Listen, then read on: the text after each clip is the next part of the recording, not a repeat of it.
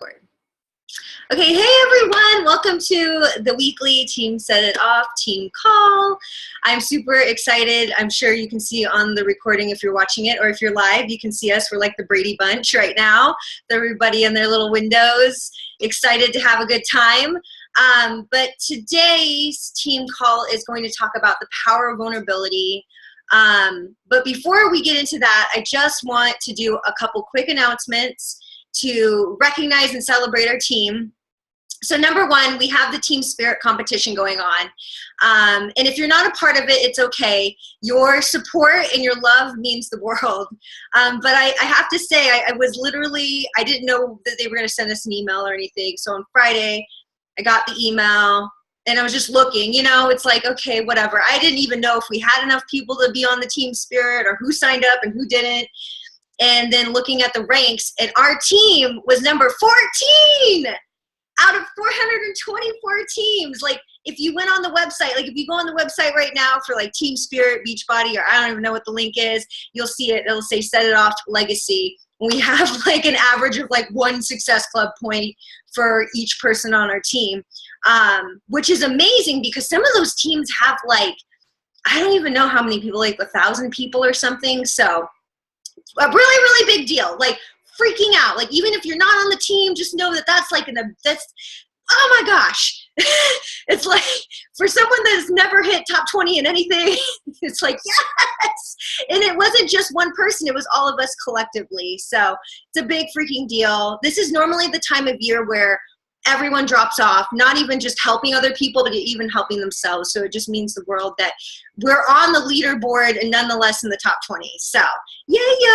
Another exciting announcement, I'm sure you saw it in the team page, is that Noella and our coach Anna have officially gotten their emails as of yesterday that they received their free Coach Summit ticket to New Orleans.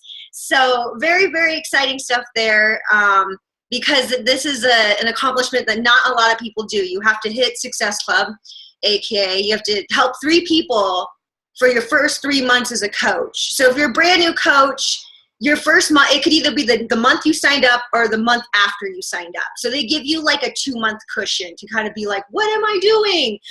Or you can jump right in. So the fact that they did that is really, really huge. It's about a $300 ticket that they got for free. So I know that there's going to be some of us going to Beachbody Coach Summit. I don't know how to do a New Orleans dance, but that's my New Orleans dance. We went to Nashville last year and it was a lot of fun. So I'm really excited to see how many of us go this upcoming year. And it's just like being with people that just get you, because once you get bitten by the fitness bug, watch out. And then the last thing, if you haven't already, I know it's like, okay, trust me, I used to be one of those people where like you'd see people get congratulated for stuff and you're like, yeah, okay, whatever. Like, my name's not on there, my face is not on there, I don't care.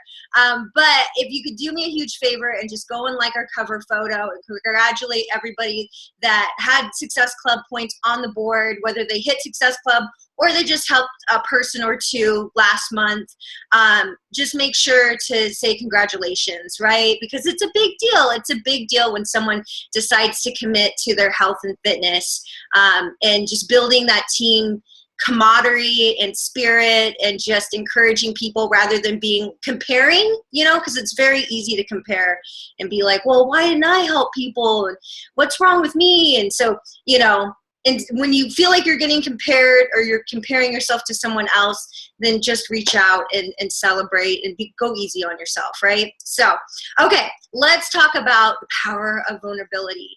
I wrote some notes down. I'm going to kind of, I have a flow of what I want to talk about, but feel free to take notes, please, please, please. I always think it's really good to just, if something resonates that I say, just jot it down, and then hopefully I'll have enough time to open it up for any other thoughts. I'm looking at Kelly for this because we've been on a Brene Brown kick for like a couple days. So that's where this is coming from. So the power of vulnerability. Why are we talking about this topic? What is vulnerability and why is it important in what we do as coaches, but then also just what we do in our lives? And I think the biggest thing is the one thing that comes to mind when I think about that topic is, what are we all afraid of? Like with coaching, with doing things in life, we're afraid of being judged. We're afraid of people not liking us. We're afraid of failure. We're afraid of a lot of things. And that fear comes up anytime you start saying the word vulnerability. Some of you may have saw that word and was like, oh, I'm going to outsmart that thing, as Brene Brown always says.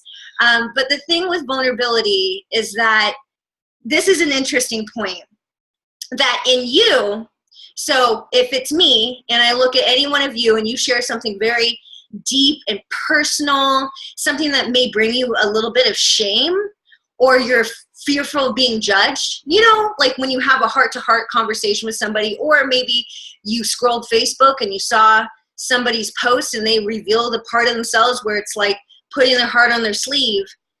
And in someone else, isn't it always courage, right? You're like, wow, that person's so brave. And you see that in that other person. Yet when it comes to us and putting our heart on our sleeve and talking about the things that bring us shame or guilt or worry of being judged or not being enough, that it's looked as a weakness within ourselves. And so I think this is a big reason why we just don't go all in. I'm gonna speak specifically on coaching, but the whole point of personal development is because it's personal, right? And so it's not just business. This whole thing with coaching really eradicates a lot of things within yourself that need to grow, that need attention and love, and for a lot of stuff that you haven't maybe worked through, I have found that surfaces and you kind of have to deal with it. So I find this with coaching, that people don't necessarily go all in with this because they would rather not risk disappointment, or they want to do it too perfect, right? Or, they're just afraid to fail or not doing it the right way. And so it's easier to, it's really interesting. We're doing a Coach Basics right now, and there was somebody that talked about her why, but she kind of like went on her own story initially. And a lot of it was talking about how she's a cynic and how she doesn't think this can work for her. And that she's tried a lot of things in the past and she would lose the weight, but it always came back. And she just loves food, and she's not like the rest of us because she likes the things that are bad for her. Hello, that's like all of us, right? Just because I don't do it doesn't mean I don't love it. And so it just really made me stop and think this morning as I journaled. I had to like take notes on it to like respond back to her. But it just really made me think that like it's easy to be a pessimist, right? It's like it's easier to be a cynic and think things are not going to work out than get yourself all jazzed up and excited and like ready to go. And like, it's just like that same feeling of like when you really, really, really, really like somebody. I know we've all felt that way, right? And you're like, you don't know if they're going to like you back, but you're like, oh my gosh, they kind of looked at me like I think they winked at me. Like, you have all those special feelings. Or if like maybe you interviewed at your dream job and you're like, oh my gosh, maybe I'm going to get it. I don't know. Or even maybe you are signing a coach or signing a challenger, or you're talking to someone and you're like, oh, this could go somewhere, and you get yourself all built up. Some of us have really trained ourselves, because I do, I'm about to go to Tony Robbins, but it's that principle of the pain and pleasure. We will do more to avoid pain than we will do to gain pleasure. So the pain of being rejected or not being good enough or not hitting the mark, we will do more to avoid that pain. So we'll kind of pull back, right? We'll be like, well, it's not that important. And, I didn't even care anyways. And, I didn't even want to be a part of that, whatever. Right. So you try to let yourself off the hook of disappointment. And along with that goes perfectionism, right? A lot of people want to know how to do this business absolutely right? So they're like, okay, once X, Y, and Z happens, then I'm going to go all in. which X, Y, and Z never go away, right? Because X, Y, and Z, that's your life. Life's always going to happen. And, you know, you're never going to find more time, and it's never going to, your body's never going to be perfect enough, and you won't, you know enough people, or be, you know, technologically savvy enough, or you can make all of these lists of things that you're like, okay, once I have that, then I'll go do this. Right? And so it's almost like you stop yourself from taking action. And a quote that I always tell myself, when I've never really been that big of a perfectionist. But the quote that I remember when I'm feeling stuck, or like I feel like I have to have all the things in place before I do something, is that done is better than perfect, right? It's better to just go and do it and it not be good, and you can learn from it, than to not do it at all, right? That would be like knowing the entire core de force workouts. You've seen them, you know the meal plan, you know, you know the trainers, you know all of that, right? Like you know everything, but yet you never do the workouts, right? You could tell someone how the workouts are going to go, but you've never done them, right? So it's just understanding that done is better than perfect. And that's why, you know, we tell people in their fitness journey that if you do the first workout and you only did 10 minutes and you had to pause it and take a 10-minute break and then come back in and you were only able to do everything modified, it's better than not doing it at all. So the same thing is with talking to people about what you're doing, about coaching, about joining your challenge group, that you're going to be so worried to say the wrong thing that it's okay. You know, if the person gets turned off because you say the wrong thing, then that person probably wasn't ready. You know, and that's the only way that you're going to grow and you're going to learn. The last thing that we tend to do when we don't want to go all in is we numb. So I know a lot of people like to binge watch on Netflix, or have a glass of wine, or go online shopping, or maybe go shopping at Target in the dollar section for like 2 hours. I don't speak from experience. Or keep themselves busy, right? You're always on the go, go, go, go, go, go, go, go. So that at nighttime you don't have to think about your life and all the things that you don't want to think about, right? Some people gamble, some people, whatever it is, people like to numb it out, right? When you have a stressful day, what do people tell you? Oh, do you want to go have a drink? Or, oh, you want to go eat some chocolate? Or, you know, we're so hardwired to numb out the dark emotions. And when I say dark, it could be anything, right? Disappointment, failure, you really wanted something and it didn't happen, you know? And so when you numb out those feelings of disappointment and failure and all those negative feelings, you're also numbing out your ability to feel joy and to feel happiness and to tap into your creative nature and innovate and be all that you could possibly be. You know, you don't get to pick and choose, okay, well, I don't want to feel bad, I just want to feel happy. Because you have to experience them all, right? They go together. You can't have the sweet without the sour. They really do go together. So, you know, the power of vulnerability, I think, starts initially with us. And I'll reference Coach Basics again because it's going on right now. But it's the reason for the season, and it's why we do what we do. Why did you become a Beachbody coach? Why is this important to you?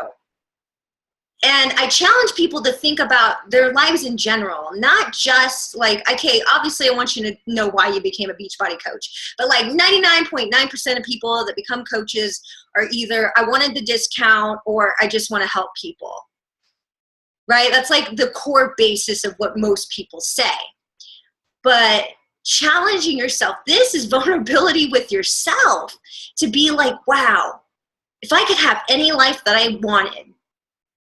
And here's an easier way to think of it. This is normally the easier way. If you won the lottery and it was like the largest lottery in the history, like you didn't ever have to worry about money ever, ever, ever again, what would you do? Who would you be with? How would you feel? Would you travel? Where would you have houses? Would you have houses? Would you live in an RV and go cross country? Would you live in another country?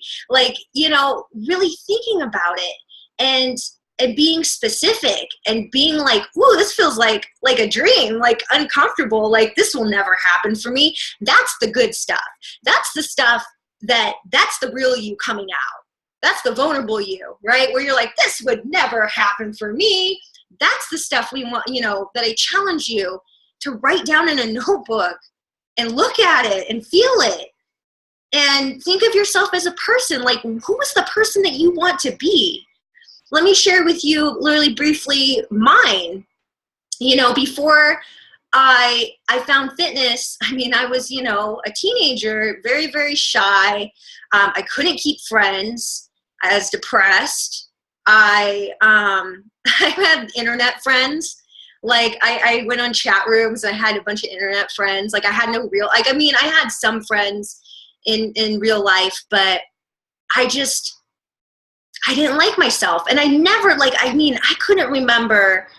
I can remember being 8 years old and being like, why don't I like myself? Why am I so different? Why is this so hard for me? And I knew, somewhere deep down inside of me, though, I didn't want to be that person. I didn't want to be the girl that, was the odd girl out in the group of friends that they all talk about you behind your back. I didn't want to be the girl that was made fun of. I didn't want to be the girl that couldn't go and be on the dance team or go ask the guy out or have boyfriends or, have a large group of friends. And so I always knew that this person was deep down inside of me. And it wasn't until I started fitness and I took classes and I saw myself starting to transform. And once I did that, I started to dream a little bit bigger and being like, wow, wouldn't it be great to, be a fitness instructor? That is the scariest thing ever, but I want to do it. And then once I did that, I was like, wow, I really want to be a fitness presenter. And then I did that. And then this coaching thing, I don't know why this was the last one to happen, but I knew that I could only reach so many people by teaching a fitness class and by being a fitness presenter. I wanted to help people, ordinary people, people that wouldn't even step foot in a gym, people that, were too afraid, right? Or people that just knew they were meant for more. And I had the vulnerability within myself to be like, I'm not settling. Because I had settled. 2.5 years ago, I'd settled. I was so freaking happy in Tacoma, in my pretty little house with my husband, with my comfortable job as a payroll administrator, with, teaching fitness on the side. It was just good. I felt nice. From the outside looking in, we were doing it. We were doing it. But I just knew that when I had to get vulnerable with myself, that this wasn't enough for me. This wasn't enough. I knew that I always wanted to do this. I knew I always wanted to do fitness. And that'd be my only gig. I wouldn't have to rely on something else because it pays the bills, right? So, it's even my vision board had I wanted to live in San Diego. But LA will do. But I had San Diego on my vision board, and that I would be my own boss, and just looking at that every day when I worked out, and I just was like, wow, kind of when you're okay, sure, maybe it'll happen. All these people tell me to just believe and it'll happen. But you are a little bit of a cynic because you're okay, I don't think that'll be me.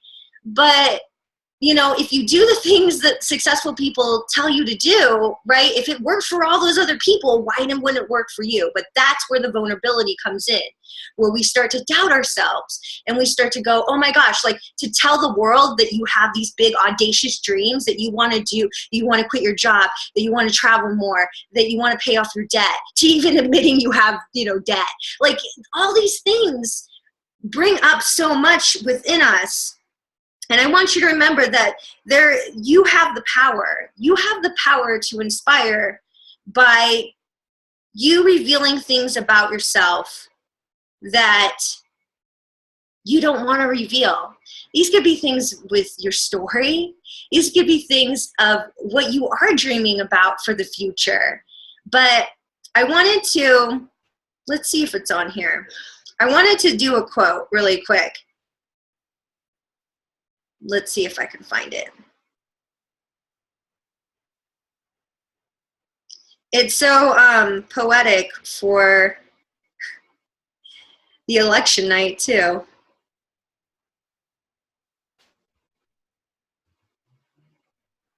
Okay.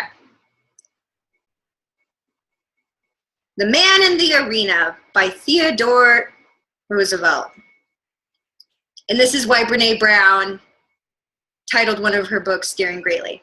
It is not the critic who counts, not the man who points out how the strong man stumbles or where the doer of deeds could have done them better. The credit belongs to the man who is actually in the arena, whose face is marred by dust and sweat and blood, who strives valiantly, who errs, comes short again and again, because there is no effort without error and shortcoming. But who does actually strive to do the deeds? Who knows great enthusiasms, the great devotions, who spends himself in a worthy cause, who at the best in the end, the triumph of high achievement, and who at the worst, if he fails, at least fails while daring greatly, so that his place shall never be with those cold and timid souls who neither know victory nor defeat. So essentially what that quote is saying is that people will always, it's so much easier for people to point out the things that you do wrong, or like your post was inappropriate, or, you know, judges you silently because you're putting yourself out there, or someone who thinks that what you're doing is a scam, or, I mean, I'm just speaking on fears that I've had, right? But we all have our own fears of why we won't go all in. And just know that it's easier for people to do that than to be in the ring, to be in the arena, getting bloodied, for people telling you no, and then you losing weight, and then gaining 10 pounds of it back, and then losing it again. You know what I mean? And then like eating a chocolate cake, like just stumbling and falling and not being a perfect journey. And that, you know, but yet here you are, you never give up, you're still here. Right? Like this whole coaching journey, I really hope we do a really good job. At least I try to be an example for everyone on our team, and then also everyone together as I watch other coaches' journeys, is that there is no right or wrong way to do this. That if you think you have to pretend that you have it all together, you are quite mistaken, right? Like if you pretend like, oh, it's never hard for me to say no to pasta and like whatever, like burritos and nachos and drinks. And, you know, I always want to work out, and I'm always in a good mood, and I'm always super positive, and nothing ever gets on my nerves, right? Like to pretend like life doesn't actually hit you and like whoop you aside the head, that's not inspiring. I will tell you personally that I did something this past week that I didn't want to do at all, like at all. There's not a lot of things that really make me want to poop my pants anymore, as I like to call it, because I've gotten really good at posting on social media and like really getting vulnerable. But I posted about my vulnerability this past weekend with just, you know, I suffer from depression still, and sometimes it just hits me out of the blue. And I used to feel really ashamed and guilty because I would be like all productive, and then all of a sudden I'd be like out for a day and a half because I just didn't want to get out of bed. You know, and at first I was like, well, I should use like a pretty picture of me. And then I was like, dang it. I'm actually going to have to take a picture of what I look like in this bed right now. And I'm not going to smile because I can't smile. And, you know, and I just shared my heart. And I like went to sleep right after I posted it. But after I posted it, oh my gosh, I woke up to like so many messages and people just reaching out and showing me love. And I think I even said it in the post where it was like, I don't like sharing this. Like, I really don't like sharing this, because just between all of us, like I had a lot of conversations going for our quarter force test group, a lot of people I was talking to. And to me, that seemed unprofessional. To me, that seemed like weakness. To me, that seemed like, why in the heck would you want someone to be your coach that is like a mess, right? Like so anyways, we all get in our own heads about certain things. And so if it's one thing that I would like for you to challenge you for this call, so I hope that you write this down, is to share something you don't want to share from your story. You can choose something in your life, or you can choose something with your fitness. And for those of you that are just beginning your fitness journey, you can share about the beginning of your fitness journey and how you're feeling and how you hope to feel, right? To have that as evidence, because I will tell you, I can go back and I can find a couple posts where I said, one day me and my husband are going to live in California. And I put up this picture of this guy and he's holding a dachshund in a hot tub. And I was like, haha, it's Nick and Lucy when we live in California. And that was like nowhere, like I had no idea that that would ever be a possibility. Like my husband lost his job like 2 weeks after I started coaching. Like, you know what I mean? Like there was no way I could have known that.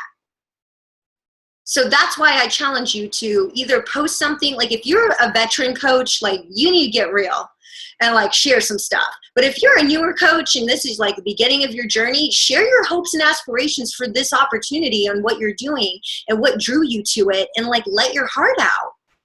And don't be afraid of what people are going to say, because they're going to say, people talk all the time, right? You could play by the rule book and do everything absolutely perfectly, and people are still not going to like you. Right? People are always going to judge you. So I hope that this gave you some ideas and inspired you. And I can't believe it. We have 10 minutes and I'm done with the call. Does anybody have anything to add? I'm staring at Kelly. You know I do. You guys know I do. Oh my gosh, poor Noella knows too, because we're on Voxer now, and I've talked like incessantly on Voxer all about this Brene Brown and vulnerability. So I've been taking notes. Like I have a whole other notebook that I take notes when I listen to personal development and I get ideas. And sometimes I don't necessarily take actions on those ideas. It's just a way to kind of assimilate. For me, I like to write, and so it helps me kind of get my ideas in order. But I did take a couple notes listening to Jen. I'm so thankful that you shared that quote about the critic. It's just so, I think it's so interesting. I would just say, I just wrote down some very basic things that I think is important to remember in the whole philosophy of what you talked about. I guess at the end of the day, like the first thing to ask really is, like, is courage something that you value in yourself and in others? And I can't speak for everyone, but I can say absolutely 100% yes. If people ask me, like, what is it that inspires you about that woman? I would say she's so courageous. She's so fearless. Or courage in my mind is you're doing it despite your fear, right? It's not that you don't feel fear. You may feel the fear, but you're doing it anyway.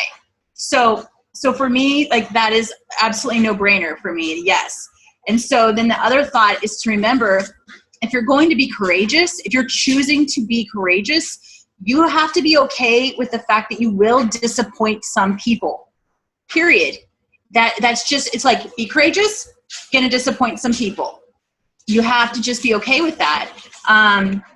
One of the things I took away from some of the stuff I was listening to is, if you're really breaking it down and starting from ground zero, ask yourself, okay, I feel compelled. I've been thinking about this memory. I feel compelled to share this. I'm noticing when I speak in person to people that they're really responding to me talking about this. So for me, for instance, cancer. I don't know if you guys know, I'm a cancer survivor, and I've actually had cancer twice. And I don't talk often about it. It was not because I'm not proud or because I'm scared to talk about it. I just have some other insecurities regarding some family situations regarding it, right? So I asked, like, what is the worst that could happen? Like, what am I really scared of? And then write it down. And then, like, is that the worst that could happen? Or what's the really ugly truth deep down? Like, what is the worst thing that could happen? So maybe in my situation, I'm going to lose some family members that are no longer going to be connected to my children if I share some real stuff they don't want to hear.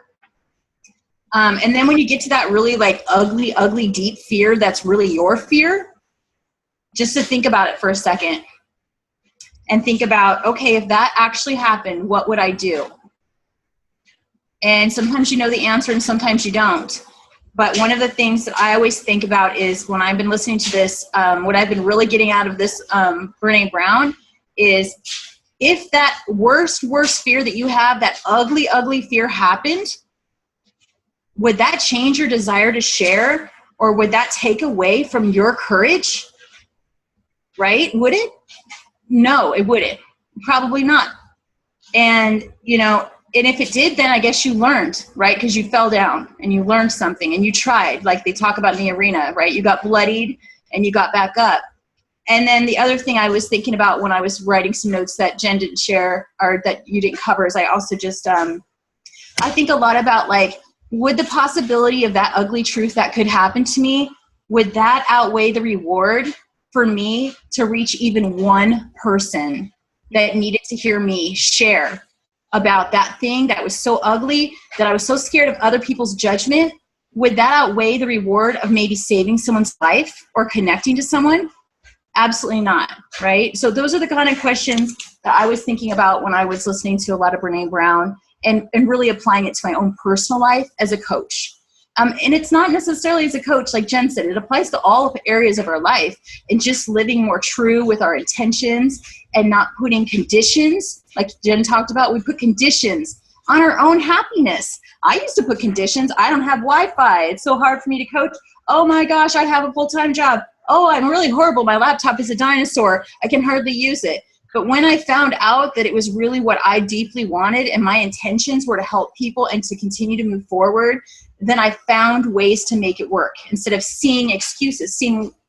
I feel like we see excuses because we deep down don't believe in ourselves. We don't want it bad enough because we don't believe we deserve it, right? And so I found that there were avenues that I could actually, I went to my work 2 hours early every day so I could use their Wi-Fi. And I found ways to make it happen. I found that I would make the money.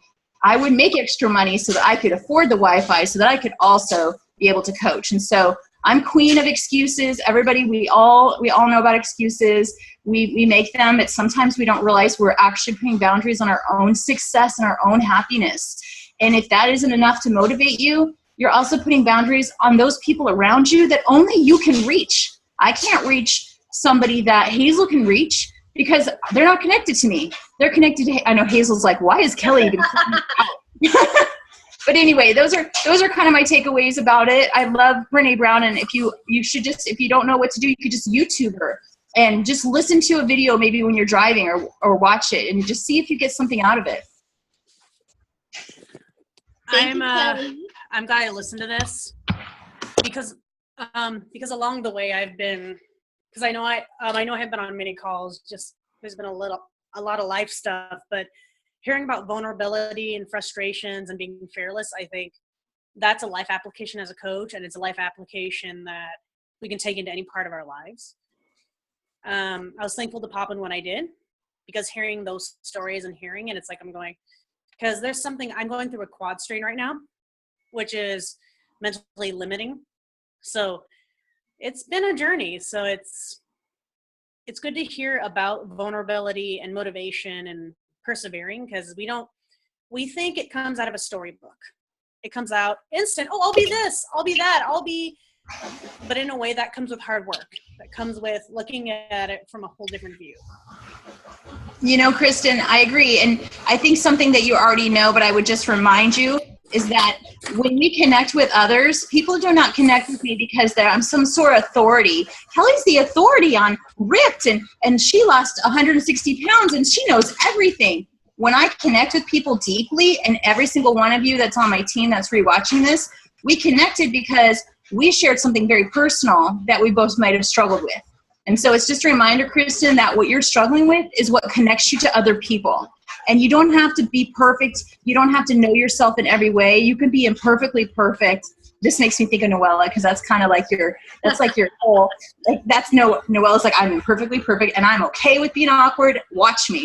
And I love that. I love that. Exactly. Awesome, you guys. Well, this is perfect. Look, we have like 2 minutes left. Does anybody else have anything to add, or would we? Oh, we have less than a minute. So I think we have to close it off, but thank you all so much for hopping on. This is a lot of people. Yes, let's take a picture. Take a picture real quick, Jen. Oh, yeah. And just a reminder for everybody, you can always go live in Team Set It Off after this call. Practice your skills. Do a live video and talk about your thoughts and processes. Nobody's going to judge you there. We all love you. Yes. Okay. Smile. Look excited. Erin, she's like. Anyways, you guys, well, thank you so much. We'll have the replay up. And then also, I'm going to share a couple of Brene Brown YouTube videos that I think you got to watch the TED Talk if you haven't watched it. It's really, really good stuff. So have a great night, you guys. Have a good night. Thank you, guys.